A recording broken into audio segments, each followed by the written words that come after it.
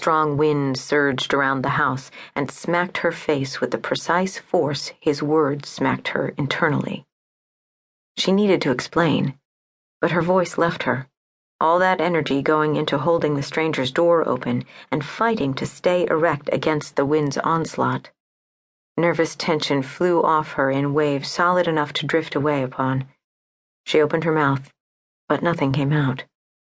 The man stood there like a statue, brows riding high and daring her to explain. Well, when he put it like that, there was no explanation that could suffice. After a few horrible seconds, his eyes slid from her face to her hand, still flattened against his front door. Adrienne followed his gaze to her left hand, the tiny band of lighter skin on her ring finger that, after 3 months of daily sunshine, still didn't match the rest of her flesh. She swallowed the lump rising in her throat. He noticed. His gaze softened on her, only marginally, but enough for her to feel it. "Miss, I'm very sorry I can't help you." He offered a weak smile. Maybe it was sincere, maybe not. She'd heard pity before, and she hated it. Worse than anything, except maybe Eric's condescension. He tossed a thumb behind him. "I'm, in the middle of something." But his body language told a different story. The tension around his eyes had lessened, mouth relaxed. A tenderness worked its way toward her. She plucked her hand from the door, feeling more defiance than despair. She didn't need anyone's pity. "Of course, I'm sorry I bothered you." "No problem." He almost sounded sincere. The taut muscles of his chest had loosened, releasing some of their strain. His shoulders, broad and tight beneath a t-shirt, dropped a few millimeters. Expecting him to shut the door and let her leave, Adrienne's gaze fell to the porch floor with its fresh stain. Her fingertips were stained a similar shade.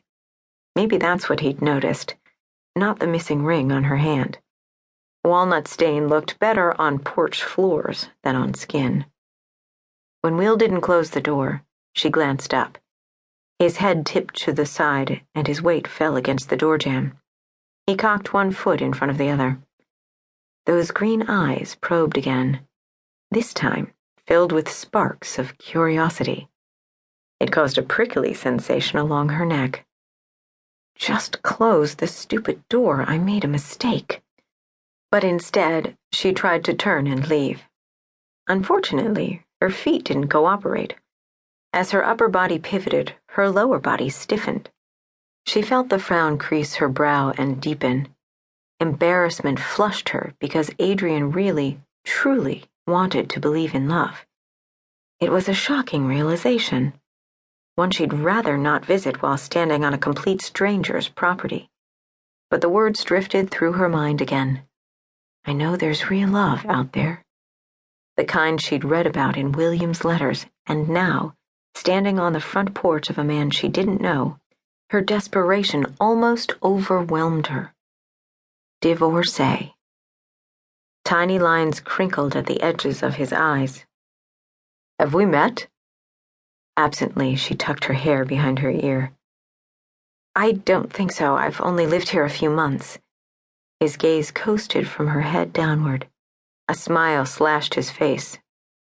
"You seem familiar." I get that sometimes. People say I favor..." She fumbled with her walnut-stained fingers. "Angelina Jolie?"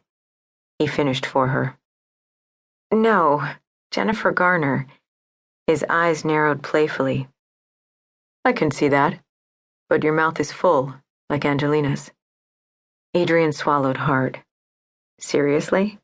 Mr. Rude and Grumpy wanted to stand around and flirt? No thanks. Mortification caused a body to want to climb into a hole, not play games. She lifted her hand into the air. "Well, as I said, I'm sorry to have bothered you." He pointed a finger at her. "The bank." "Excuse me? Please, please."